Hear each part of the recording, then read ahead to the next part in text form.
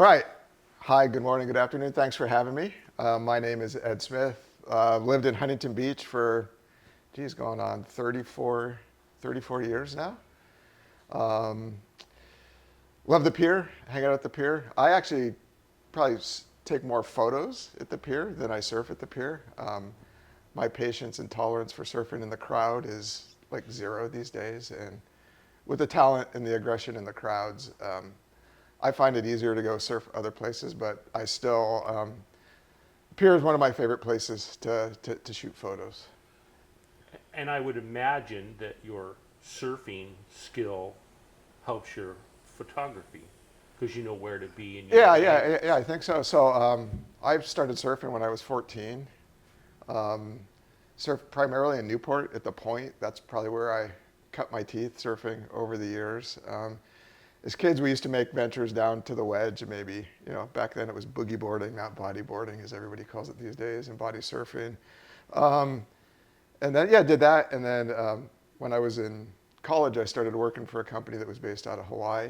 I lived in Hawaii. So in my 20s and through my mid 30s, I had the opportunity to surf North Shore for like 15 years.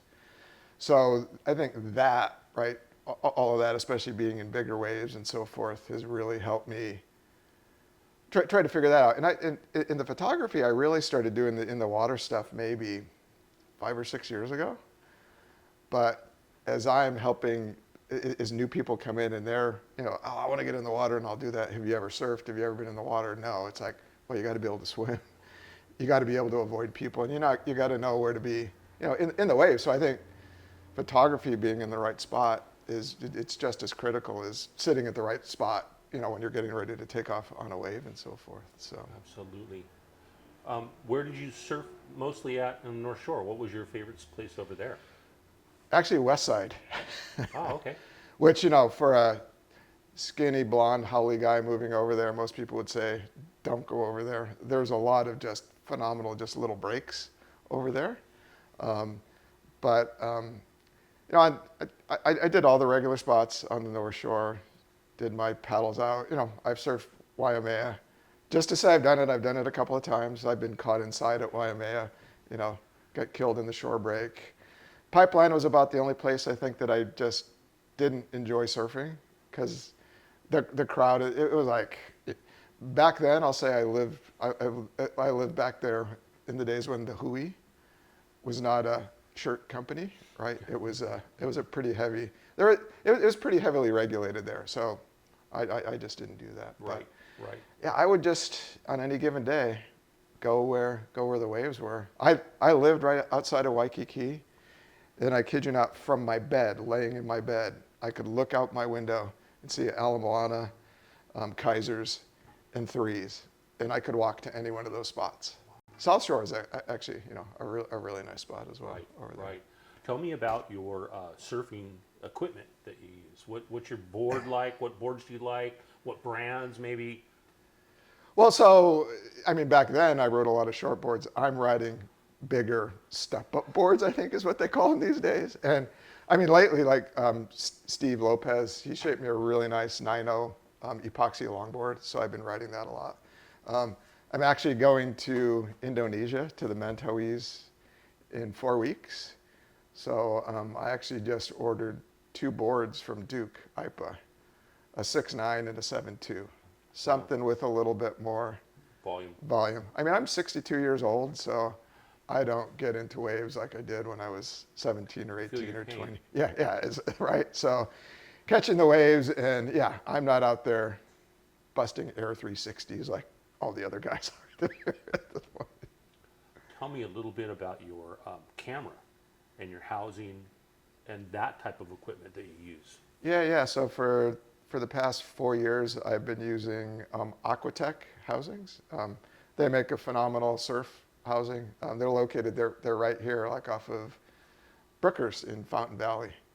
So I use that, and then primarily I use a Sony A1 camera, which is one of the top of the line Sony cameras. It allows me to shoot photos, and I can shoot really good video, like 4K, 120 frames, frame rate on that. And then I use everything from a fisheye to like 50 millimeter, 24 to 70 millimeter, all the way up. I can use like a 70 to 200 millimeter. So depending on what I'm doing, where I'm going, I'll do that. Who are your favorite subjects to shoot when you're out in the water? Geez, there's. Well, I'll start at the pier. I hang out with Billy Wallace and Rich Payne and Patrick Starkey, so I like to shoot those guys. When I can get Linda to go left on a wave and look at me and smile, I'll shoot her. The Guinaldo brothers, Sage and Luke, they're really fun. Some of the up and coming, the little kids, the Groms, are really good.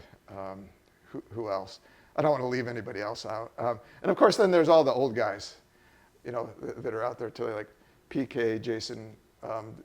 Those guys were out there this morning, so getting shots of those guys as well. So. Nice. What do you think your best memory of the pier is, being around the pier?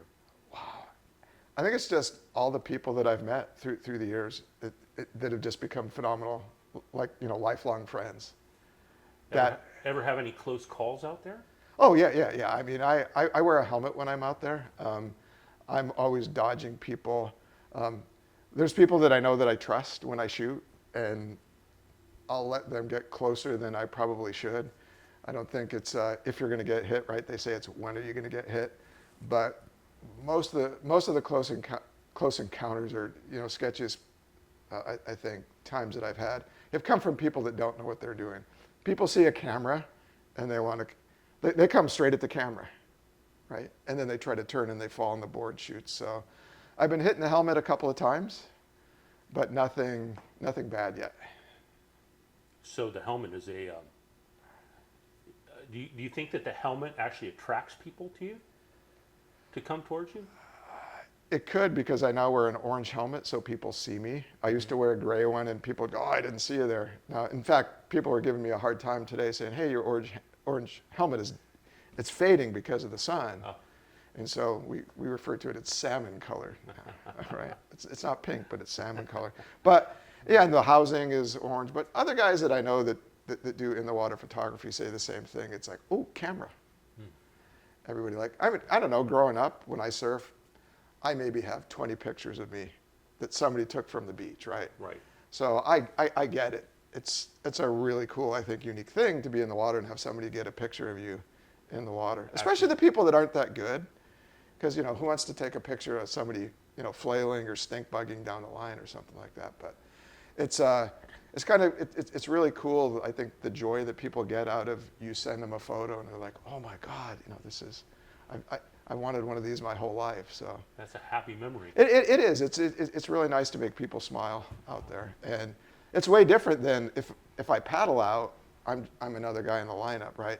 But you paddle out, you swim out with a camera, and like, oh, most of the people are happy to see you. I've got a few grumpy people in the lineup. They're grumpy on the beach. Right, and they don't want a camera guy out there. It's just somebody getting in the way. So when you first came to Huntington, who were the people that you met, or who were the nice people that you liked at first? I'd say Steve Lopez was one of the first guys I met. Billy Wallace was another guy that I've met. That I met like through no other connections other than just being at the pier, right? So those were the first two guys, and from there, we knew people, they knew people. I mean, I think through Steve is how I met you guys, right? As well. So, and just over those years, I've just met more and more and more people. So, and I noticed that the pier on the north side, the parking lot, there's different little areas. What do you think about those areas, and what area are you fitting into? I always park like right by the Pier Plaza sign because I've got a big SUV and I can get in and out of that easier than those other spots. But oh yeah, you're right. There's the little cliques of like there's the area for like all the old guys in the morning. There's the Groms that go there, and so it's really funny.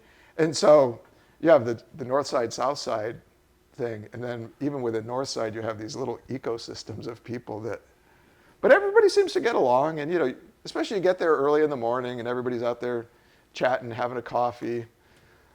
some guys need a little medicating, it seems like, before they go out every morning. So, it's like, there's that. So I just, I don't know, I'm the photography guy, so I'm just, I'm not part of those little cliques. So you're involved in a charity. I am. Tell me about the charity. So the charity, the foundation is called Olive Crest. Olive Crest is a nonprofit organization that helps at-risk families, or primarily at-risk children. So these are kids that come from a broken home.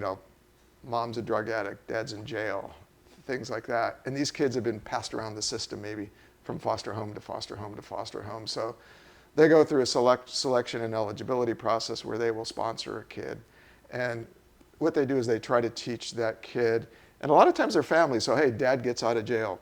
Dad's been in jail for 10 years. His kid is now 12 years old. He's never raised a kid. So they will help that parent, they'll take them through counseling and coaching to do that. And their goal is to get the kids off the system, non-reliant on the system, self-sufficient. And the success stories they've had where they've gotten kids, at a very young age, like 6, 12, gotten them through school, got them to college, where they've gone off and become very, very successful. So where I fit in that is I'm part of the planning board. Every year in June, the Friday before Father's Day, we do a bass fishing tournament.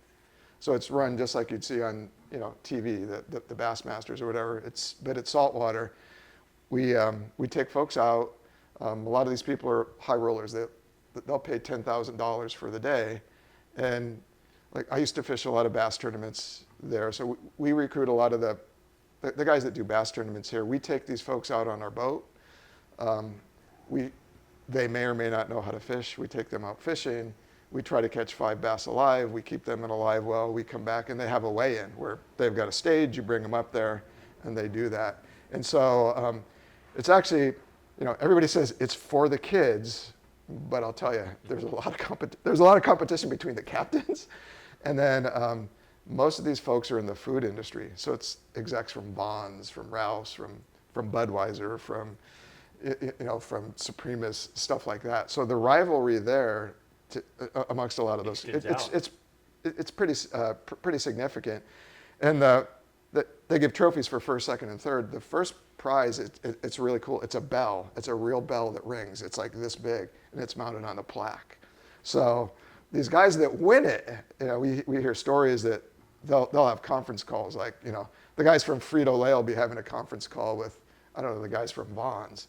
And so maybe the guys from Vons won the bell last year. So they'll kick off the tournament. They'll be ringing the bell going, yeah, we got one of these and you guys don't. So it's really good. It's phenomenal. Every year we take out a couple of the kids will come out with us. We usually have 1 or 2 that'll get up and speak of their successes, right? And so it's just, I think it's an amazing charity for what they do. And to hear the stories of some of these kids, right? I didn't grow up in like a super wealthy household or anything like that. And I thought like my mom struggled at times, things like that. But when you hear what some of these kids went through, you're just like going, holy cow. I know they've graduated college and they've gone on to successful careers. So it's a pretty amazing thing. I've been involved in this, I think, for 15 years. I think this was the 15th year. It peaked before COVID hit. In one day, we were raising close to $400,000. We had I think 70 boats. And we hold it at the Long Beach Yacht Club in Los Alamitos Harbor. And it's a first class thing there. So, and I really appreciate, you giving me the forum to get this out there. We're always looking for volunteers every year. If you have a boat and you know how to fish, contact me. If you just want to come down, help set up, help the kids, we can never have enough volunteers, and 99% of it is all volunteers of people that come down either the day before, the day of, the day after, things along those lines. So, very nice. Yeah. Ed, thank you so much. Thanks for having me. Good luck. This is phenomenal. And I'm honored to be part of part 2.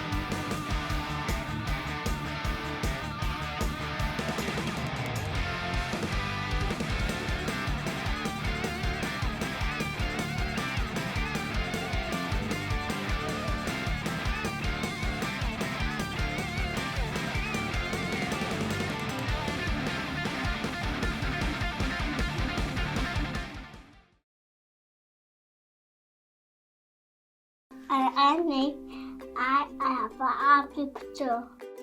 I named it adopted. I was homeless and caring for my 3 siblings. I have a job working with kids who have been in my shoes. I was anxious and had trouble making friends. I have friends and play the electric guitar. I bought too much orange. Now I love mermaids.